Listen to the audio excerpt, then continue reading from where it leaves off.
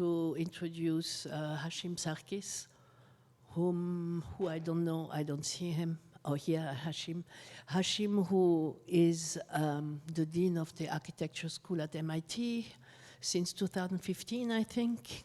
And before, you were active in the Mediterranean and also in various other places. We met when you were the director of the artistic director of the Venice Biennale of Architecture, 2021. We met just a little before. It was long discussions.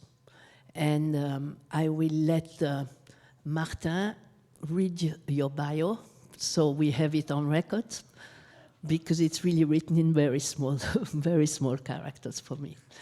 Hashim, then you come up. I'm around. I will see you later in case I have to hop out again. Yeah, I'm sorry for that. Merci beaucoup, merci Maya. Et donc, we have now the pleasure of welcoming Hashim Sarkis with a round of applause.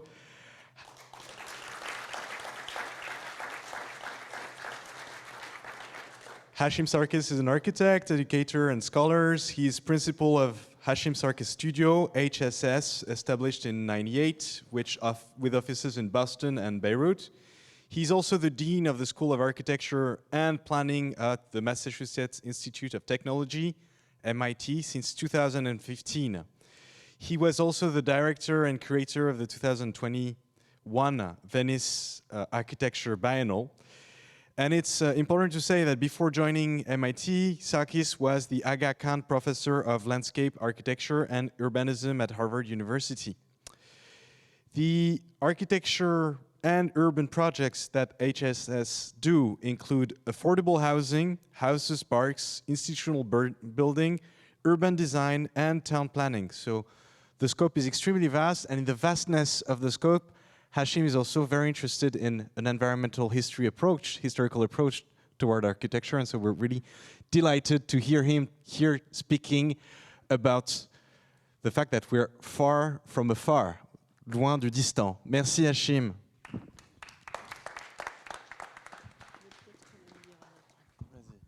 You coming up? So I also wanted to add that we recently have been discussing about an association between our two institutions that I don't know if you had the possibility to go and visit the Atelier LUMA, which is just on the other side of this wall. And we have been discussing to work together with the LUMA Foundation and MIT to develop further ideas, particularly in the Mediterranean context, which could be really interesting also for people who are based in the US. Thank you, Maya. Thank you. Merci beaucoup, Maya. Bonsoir. Maya, hier, professeur Patrick Boucheron nous a rappelé de Candide, de la fameuse phrase « il faut cultiver son jardin ». Et malheureusement, on est trop loin de l'âge des Lumières, mais il faut toujours cultiver son jardin. C'est devenu un projet très urgent. Mais peut-être on peut changer la phrase pour dire il faut cultiver notre jardin et le cultiver ensemble, l'améliorer, le réimaginer ensemble, surtout en ce qui concerne les biens communs mondiaux. Et c'est vraiment ça l'esprit de notre future collaboration, que j'espère que ça va commencer bientôt entre MIT et LUMA. J'apprécie beaucoup ce lieu. J'apprécie beaucoup votre générosité intellectuelle, générosité d'esprit et votre générosité temporelle en tant que ce projet a pris la longue durée. La longue durée qui a commencé avec le projet de Camac et qui sont devenus maintenant une plateforme, un lieu de rencontre entre les sciences, l'art, philosophie, histoire, et de faire des choses ensemble, together. Et c'est l'action que vous avez démontrée pour le monde qui donne de l'espoir. Et c'est avec cet espoir que j'espère qu'on va travailler ensemble pendant des années pour montrer qu'il y a de l'espoir, montrer qu'il y a de changements dans ce monde. Merci beaucoup. looking forward.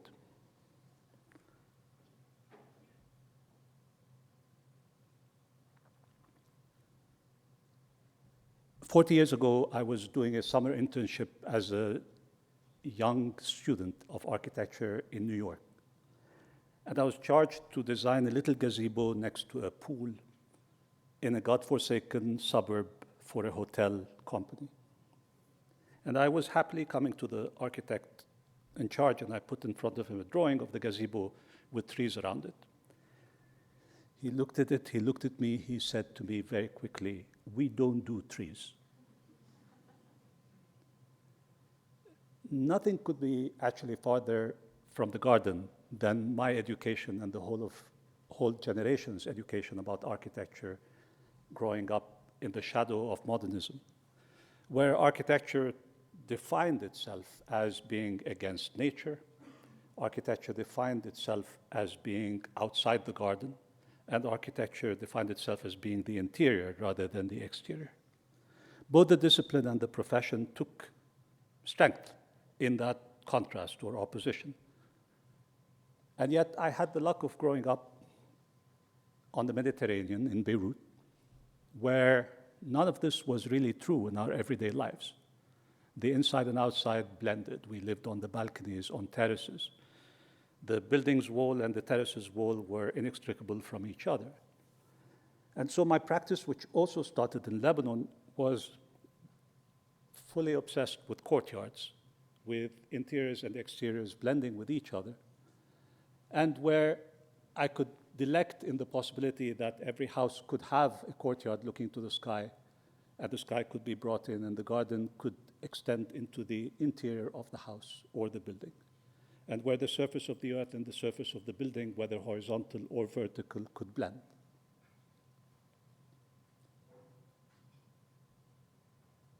Even trying to extract from landscape a new iconography that could inform architecture in a different way.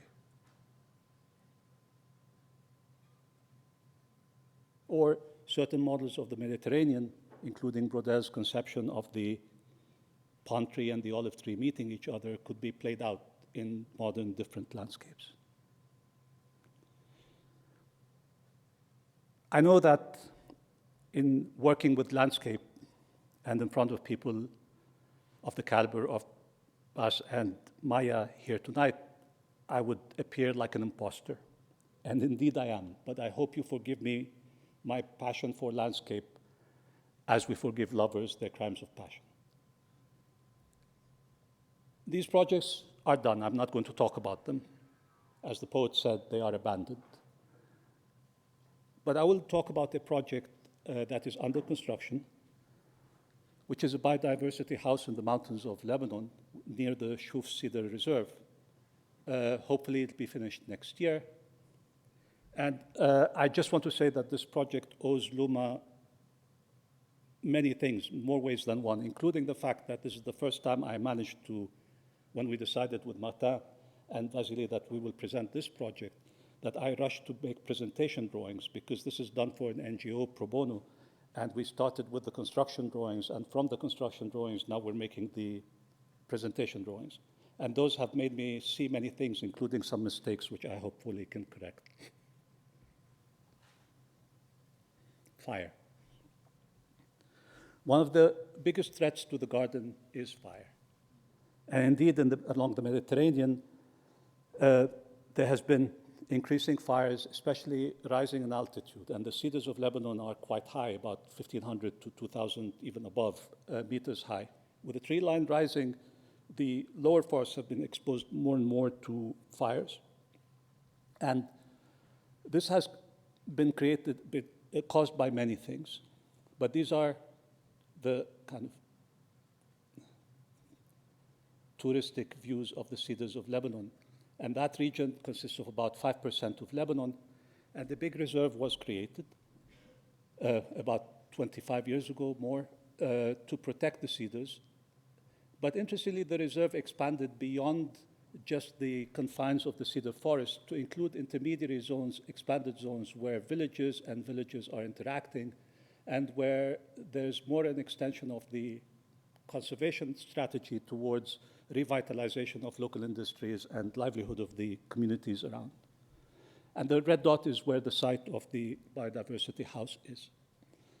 And even though the biosphere have been working a lot with the conservation of many of the existing architectures and all, this is one of their first new buildings, so to speak.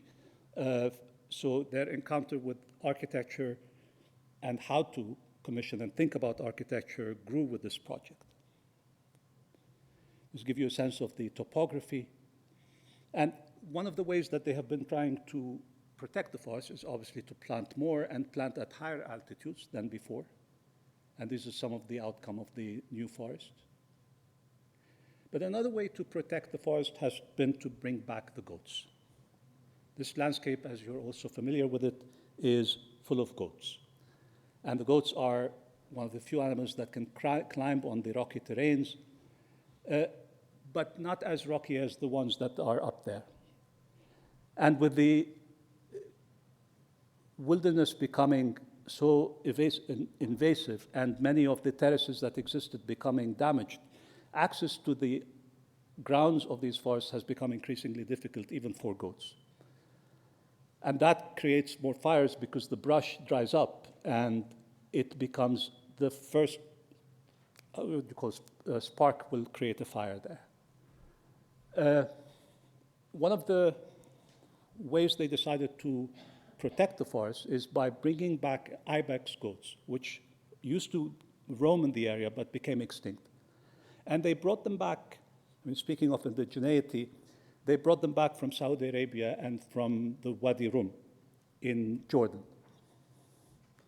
And also in Wadi Rum, they brought them from Saudi Arabia. So the goats have been traveling. I don't know if we can talk about it as indigeneity, but maybe spontaneity, as Veronique was talking about today. So they're now successfully breeding for the first time. And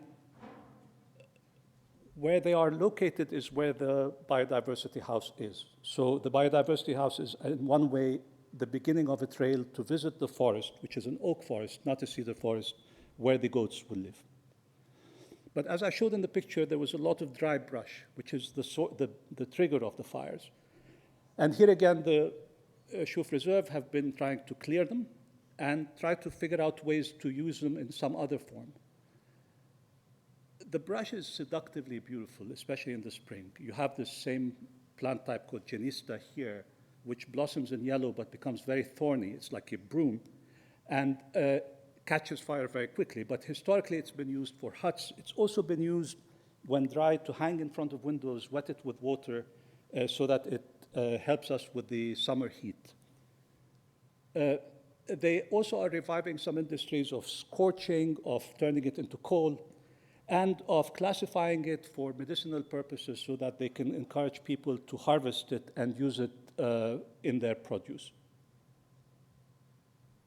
Classification will become important. And then the terraces themselves have become a source of problems for accessibility. And as a result, they've tried to revive some traditions.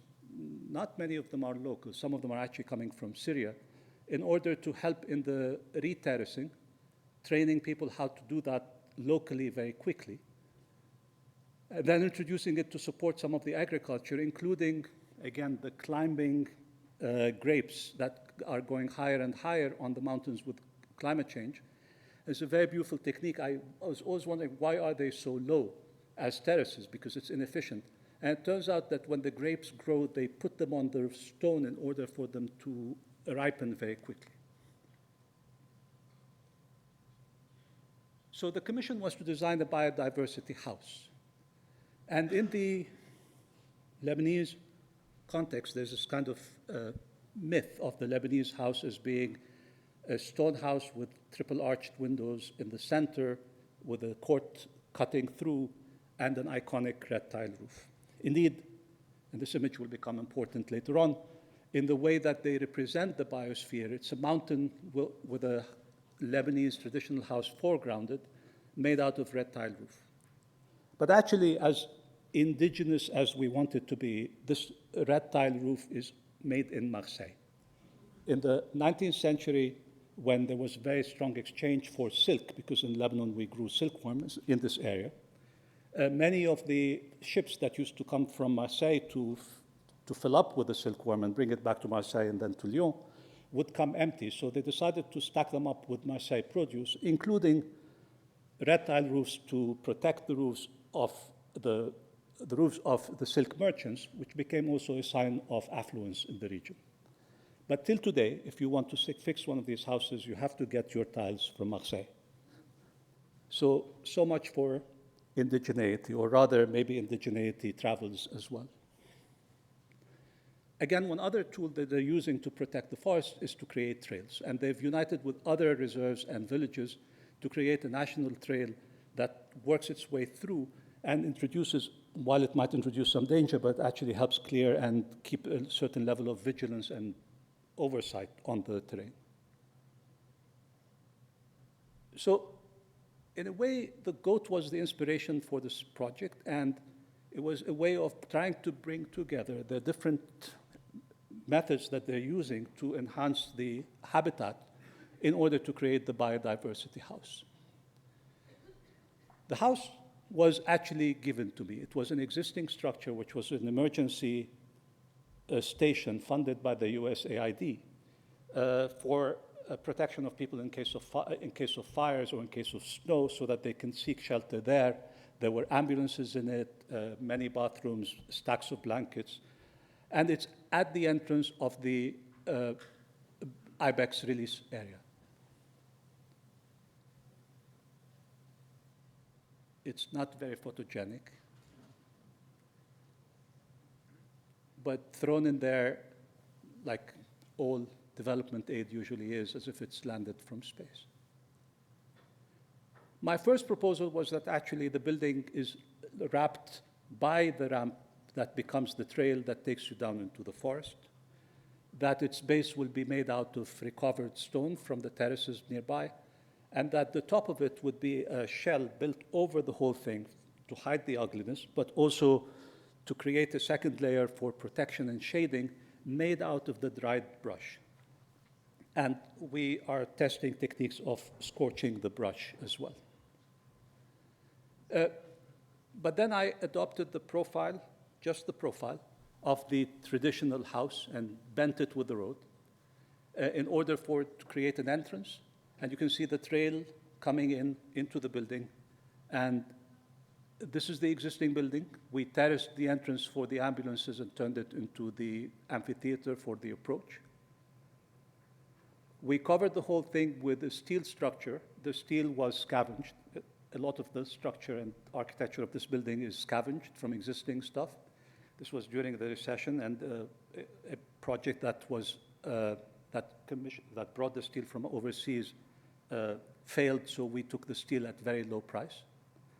And then a ramp that goes up to the terrace, and from that terrace you will be able to see the forest, and on that terrace, hopefully Kamal Muzawak, who's a food curator based here in Arles as well, will curate our food.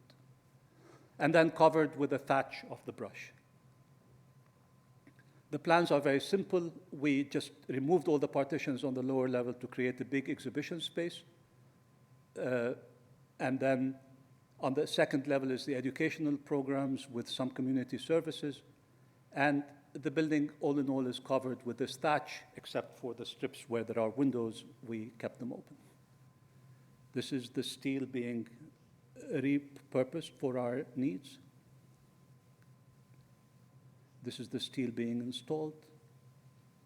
And you can see it's like hovering over, or sort of, the foundations are shared with the foundations of the building, parasitically. And this is the ramp entrance being built. And this is the roof terrace from which you will be able to see the forest at the end of the trail or the beginning of the trail.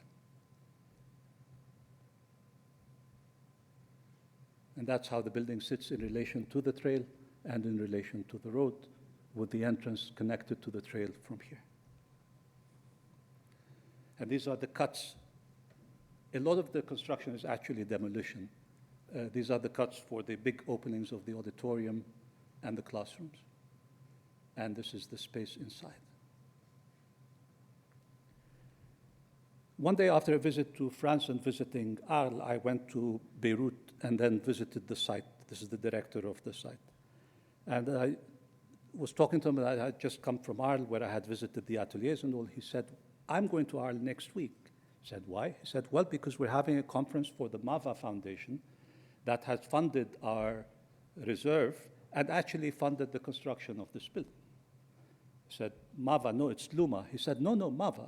And then I found out that MAVA is a kind of sister partner foundation of LUMA that has been working with many biospheres and biodiversity projects around the Mediterranean. And so I urged him to come and see LUMA, because I had been trying to describe to him how we can extend the use of terracing, the use of the wood, etc., into the construction of the building. But he was very reluctant, rightly so, because they had not done that. They had not been able to see how they can carry this process into construction creatively, because they were relying on local contractors who just did what they had been taught to do for years. And then this came. I need to read it to you. He said to me, hi Hashim, I would like to thank you for arranging the meeting with Maya and the tour in LUMA. Amazing work, innovative solutions and professional. I met Danielle, in addition to Vasilis, in the new atelier. I will present to the team in Lebanon and sure we can find creative solutions using our local materials, biomass, stones, plastics. Also, Hashim, we need to ensure that all the parts of can be used in the winter of the whole project. I answered him back. I am so glad that it worked out. Let's do it. And we did it, or at least we're doing it. The first thing we tried to do is to create an atelier shuf there. When I asked him where can we do the experimentation, he said we have no place. Why don't we turn the construction site itself into a makeshift atelier? And that's what we did. We used the actual structure to test some of the wood. And here, what we're doing is, in the same manner of classification, we're going to take the wood pieces of every kind of shrub that they have in the area, scorch them, and put them next to each other. And we're laying them out in such a way that the wild ones are facing the forest and the orchards ones are facing the street. And they start with the trunks, stems, and then the branches. And this is how it will look when it is folded back together. And these are some of the attempts that we did earlier on. They were not scorched, and these are some of the ways we're trying to connect them with each other. The blue will come back in a second. And this is the structure along the street. This is the structure from the valley. And in the manner of the salsabil, which is a desert-based technique of cooling a surface and then making it a way of humidifying the air, the building has these spikes on top, like a hedgehog, which actually are sprinklers that will wet the whole building at a certain hour in the day in order to introduce humidity and keep the wood wet. And we're doing the same thing with the floor. The interior floor and the retaining walls are continuous. And we are using different sizes of the terraced material. We're working again with the Syrian workers. And also trying to classify the geologies of stones so that they can be registered in the different levels of the ramp as you go up. These are some of the Syrian workers who brought the stones in from very close by. We didn't go far. And this is the inside being turned into an atelier where we're creating cement boards with plastic sheets and testing on them how do we create panels that we can hang on the walls and on the floor. The patterns we determined in the end were the stones are deeper than the cement so that you can see the surface of the cement clearly. And these are different tests, but we opted for these. This will be where the walls are highest, and then you go down, the aggregate becomes smaller and smaller until it becomes terrazzo for the floor.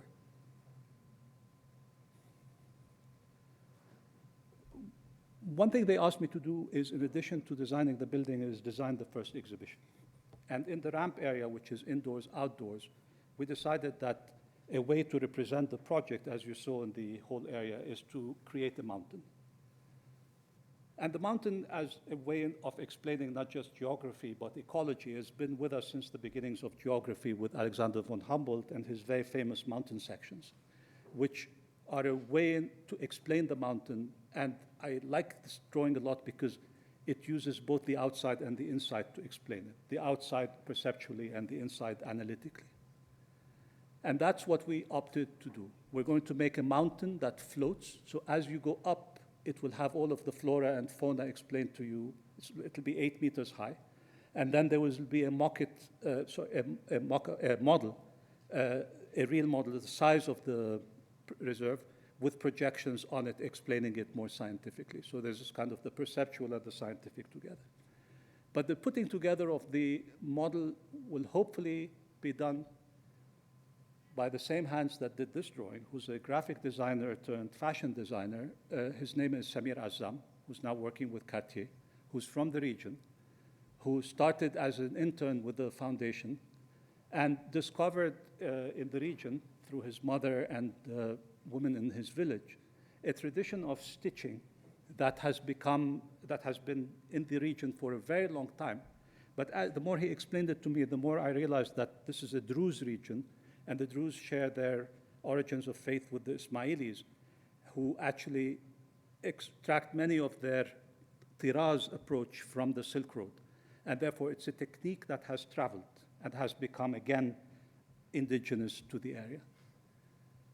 And he's developing these amazing methods of stitching thickly with very vivid representations that we're going to be hopefully working with him together and making them part of the way that the mountain works. Finally, the color of the building. Even though there's very little left in the building, but it's still sitting there behind the project. Initially, the color of the foundation is the same color as the blue, which is very prevalently used in the area. And I've always found this blue to be, again, a color that has emigrated or has traveled across the Mediterranean and found a different shade of it here. This blue is different than the blue that you have in the Provence, different than the blue that you have in Greece, but still it is a blue, a shade of blue. We started working with the very same color of the brand, but it looked too artificial. And then as we were discussing how we use it, this is again a test on the building, it just became too gauche. And turquoise is one of those rare blues that doesn't recede, but jumps at you. And we wanted a blue that receded. And then we discovered that in the region, there's a very particular blue pigment which they drove from quarries in small pieces of stone. And it's called the Nile. It's not called anything. It's called the Nile because it has the color of the Nile, apparently, a Nile blue. And this stone powder is used for cleaning clothes, making them whiter. If you put this blue in your clothes, it makes them whiter. And we tried to test it and mix it with the building. It was initially too strong, so we started by going very light with a scratching technique that is very similar to the Venetian strokes, but with gravel instead of shine. It looked flat, and then finally we got it right by mixing it with a white chalk powder. And we went in different patterns, and then finally this pattern, which will be behind the building in the blue.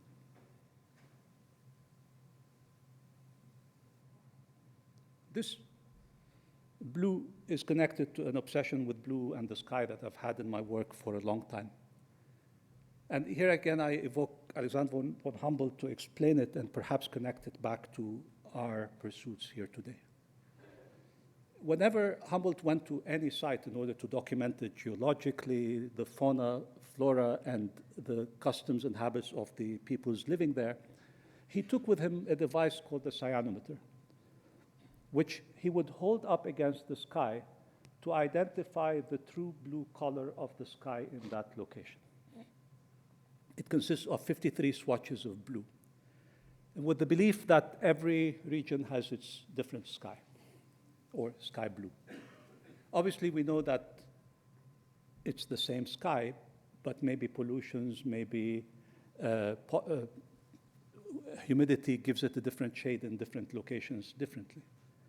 I've always found this to be emblematic of something that I'm always aspiring to in my work, that potentially every building can be a shade of blue connected to this larger spectrum of the sky.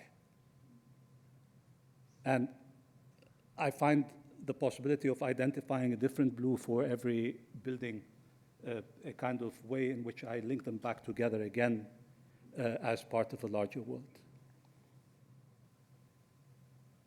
In hearing some of the presentations yesterday and thinking about our conference, I wrote down a few sentences that I wanted to share with you.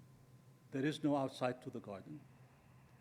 We are condemned to the pleasures of redesigning it together. We are kind to each other because of the earth. The earth is round and we come back to each other. This is something that Kant has said. Geography presents us with possibilities. We choose. The possibilism that Paul Vidal de la Blache and human geographers emphasized. The limits of the garden are the limits of the inhabited world, the ecumenos, both of human geography, but also our consciousness, our experience of the world. We have known the limits of this world, of the ecumenos, for a very long time. Maximilien Sor has written. But the frequency and speed of movement across it are the things that have changed and increased over time. The Mediterranean, among many definitions, is about the frequent exchanges across these different shores, these faraway shores. So it, in a way, represents the network across the ecumenos. Culture imposes itself as pure and static, but in reality, as I have hopefully shown, it is very mobile and very impure. And so is the practice of conservation. And if anything, at the end, the sky is inside the garden too. Thank you very much.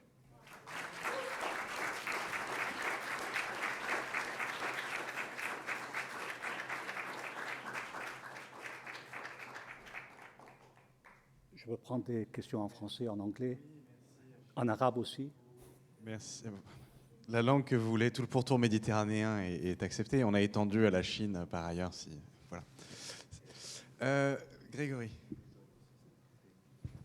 Merci beaucoup pour non seulement nous avoir apporté de l'espoir, ce qui est très important, essentiel et rare, mais aussi pour nous avoir permis de comprendre ce qui se passe durant ces symposiums. Parce que ce qui est assez unique à LUMA, c'est d'avoir rapproché des historiens de l'environnement avec des architectes, avec des designers, et je connais aucun endroit où ça a été fait dans le monde de l'histoire environnementale.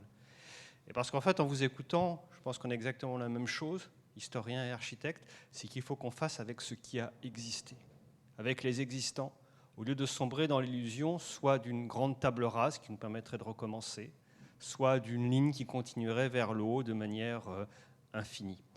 Et la question que je voulais vous poser, c'est que, évidemment, moi, c'est comme ça que j'essaie de défendre comme historien, mais je ne sais pas comment vous l'expérimentez, c'est ce rapport avec les générations plus jeunes, parce que ces générations plus jeunes viennent avec une accusation envers nous, en disant « vous avez détruit, là, vous nous laissez une planète détruite ». Donc, est-ce que vous considérez, vous montrez comme aussi un message de réconciliation entre les générations, en montrant qu'on peut transformer? Oui, surtout en tant que prof, éducateur, je peux avouer que je passe mon temps à exercer des leçons de atonement. Je ne sais pas comment on dit ça en français. Réajustement, atonement. Atonement. Should I ask Google? L'expiation, ok. Et cette génération n'a pas encore pardonné notre génération.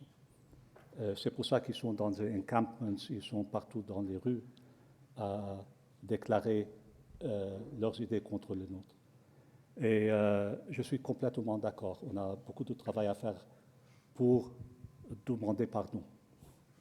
Et peut-être ce projet est une geste, mais c'est aussi une connexion avec les conditions qui existent et au lieu d'imposer, d'adapter, d'extraire des idées, des possibilités de ce qui est devant moi, plutôt en tant que bricoleur qu'architecte. C'est magnifique de penser à l'architecte qui devient bricoleur. Enfin, il y a une humilité en tout cas magnifique qui s'en dégage. On prend peut-être une dernière question, si des bras se lèvent. Sinon, on peut aussi se dire que la journée a été riche, qu'on en a pu vraiment énormément en profiter. On réapplaudit Hashim Sarkis. Merci. Merci beaucoup. Merci beaucoup.